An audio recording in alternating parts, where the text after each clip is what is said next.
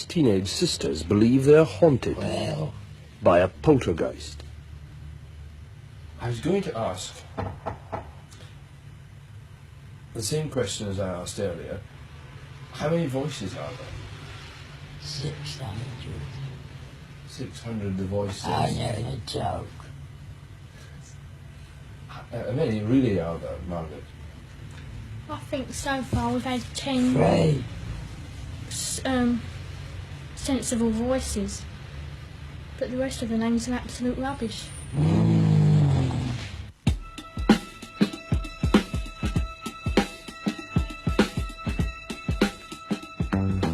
11-year-old Janet Hodgson appears to be the focus of many of the strange happenings in Green Street. But they also affect her 14-year-old sister, Margaret, and their younger brother, Billy. One of the first manifestations was when Lego bricks began to fly at high speed around the living room.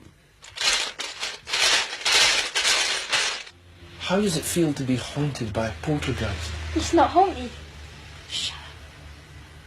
Why isn't it haunted? I don't know. Does it frighten you, the things that happen here? Oh, well, it did first, but now I've got more used to it. And learned to accept the things that happen. It slung covered at Mum. Might eat it, Mum. Slung a bookshelf at Margaret. Have you tried telling it to go away? Yes, Yeah, many no times. answer, nothing. And what does it reply? No, it won't. It'll stay another 6-7 years. The local police could find no explanation for the knocking either. They were even more baffled when two of their beat constables reported seeing an armchair levitate across the Hodgsons' living room. It came off the floor, or maybe a half-inch, I should say, and I saw it slide off to the right, about 3.5 to 4 feet before it came to rest. I checked to see whether or not it could possibly have slid along the floor. I placed a marble on the floor to see whether or not the marble would go in the same direction as the chair did, and it didn't roll at all.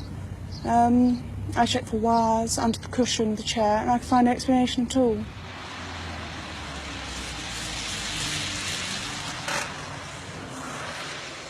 Maurice Gross is an electronics engineer and an investigator for the Society for Psychical Research. Over here was Janet, and over here, in this bed here, was Margaret. It was in the same bedroom a month later, with all the family present, that Maurice Gross first challenged the poltergeist to talk. And this was actually the result. You'll hear here the whistling first of all, and then the barking. And here is this noise.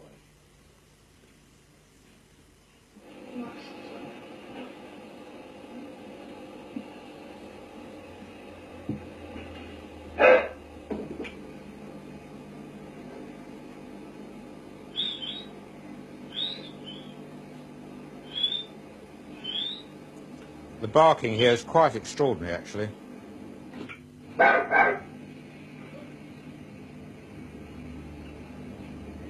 We've got a dog in here. I then said to it, I then, as I said on the tape here, I then said to it, if you can whistle and bark and groan, then you can talk. And I asked it to actually say my name. Oh, Well, just a minute. We'll try again. I want you to call out my name, my complete name, Maurice Gross. See if you can do that.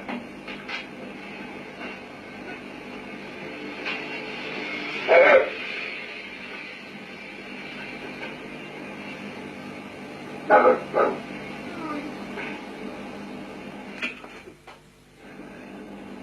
Very good. Let me hear you say my name again. Come on, let me hear you say my name.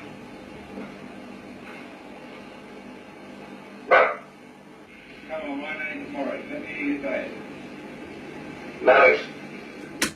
Now that was the first time we heard the voice, and since then we've been hearing it again and again, and it's been getting louder and louder. What about the voices? When did the voices start? December 12th. December the 12th. Yes. And how did this start? Well, one night Mr. Grove was talking about it about 8:30. He said, all we need now is the voices to talk. And that night I went to bed and I can't remember exactly what happened.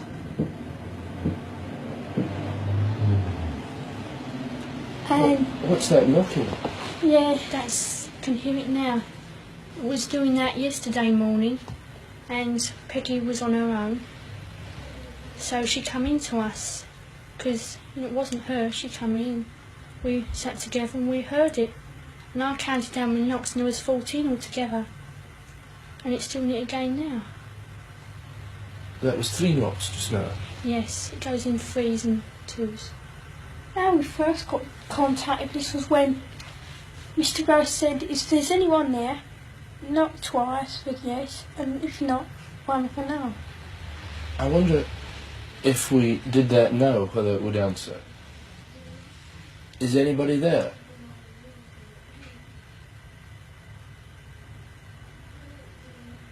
Is anybody there?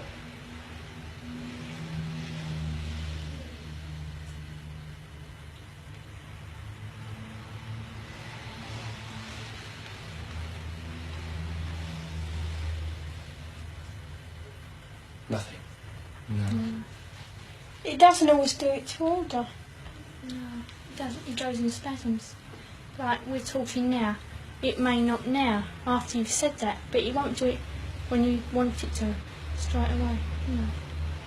What about the voices? They sometimes say things and make answers. Is that the voice now? Yeah. Is anybody there? How many voices are there? Dirty Dick, Andrew Garner, and Stuart Thurton. Dirty Dick, Andrew Gardner, and Stuart. Thurton. Oh, has he ever spelt that for you? No. Mr. Ghost asked him, but something distracted Mr. Ghost last night when he asked. I was some time ago. And Sorry. what do you think these are? Are they people or are they just voices? Could be spirits, oh, I don't know. No, I believe it's a Ghost form or of the something. spirit speaking for us somehow. No. We don't get this at school, these voices are. Because I believe when we're all separate, it's not so strong. Just when you come nearer each other. Yeah, like here, or our aunts, we're all up there together, or in Peggy's next door. And Janet's, your voice is stronger, isn't it? It seems to be the strongest. Yeah. When you hear the voice and it comes out, where does it come from? Here, your throat. No. Where do you feel it comes Back of from? the neck. Back of the neck. And so it must be as if it's somebody else speaking then, when you hear Yeah, it. behind us. And do you get the feeling when you hear the voice that there is a person there? Yes. Yeah.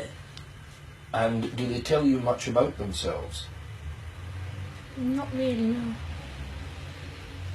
They just tend to growl and... And play around and sort of joke and be silly. No. I wonder, do you think there's anyone there just now? Yeah. I do. Who's that? What? Who's that, Janet? Pardon? Stuart Thurton. Stuart Certain, and he's one of the voices. Yeah. Why do you think he comes and speaks through you? To annoy us. Does he ever say anything nice? Well. Don't know really. Shall we Says- try and speak to him? No. We'll see if he'll speak to us. Yeah. Is anybody there? No, no. Who's there? Doctor Doctor Who?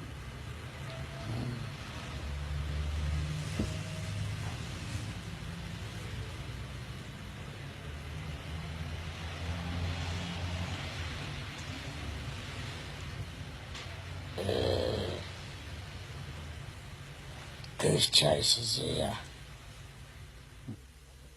Mr. Gross, a lot of people, hearing these voices produced by the children, will simply say that they are very good ventriloquists and that this is all a hoax.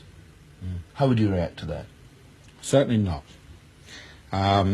They're certainly not very good ventriloquists. We have had tests on them to see whether they can ventriloquize. They can't. To keep up this particular type of voice for any length of time without damage to the vocal cords is absolutely impossible. I mean, there must be some hoarseness attached to it. But don't forget, these children don't do this for a couple of minutes or so. They do it for lengths of periods up to 3 hours, and without any hoarseness or sore throats whatsoever. Well, perhaps, Guy, perhaps you've got something to say, son. Yeah. I'd like to know how you make this noise without bashing Janet's vocal cords to pieces. If I do it for half a minute, I get a sore throat. Joe? Guy Lyon Playfair is an author of books on the paranormal, with experience of poltergeist cases in Europe and Brazil. How do you do it, mate? God, Vic, hours. Don't you ever get a sore throat, Janet? No. Sure. Yeah. You never get pain in the back of the neck or something? No. Oh, what do you mean? I don't. I saw you. I'm not with you. What? I feel, Oh, you with me now? Really? Sensation in the back of the neck. Yeah. Well, tell us about that. I don't know. No, tell me about that. You get it? Do you get it now? Buzzing in the back of the neck. Yeah. Do you feel it vibrating as if it was sort of No, like someone someone got what? their hand on the back of my neck like that. Poltergeists seem to thrive on an atmosphere of tension that is partly sexual. The fact that most of the focuses are adolescents seems to contribute to the mischievous nature of the effects, leading some to suggest that the kids are faking or enjoying a laugh at the expense of the investigators. But to create all the bizarre effects that went on in this house either involves a gigantic conspiracy with the neighbours or a disruption in our laws of mind and matter.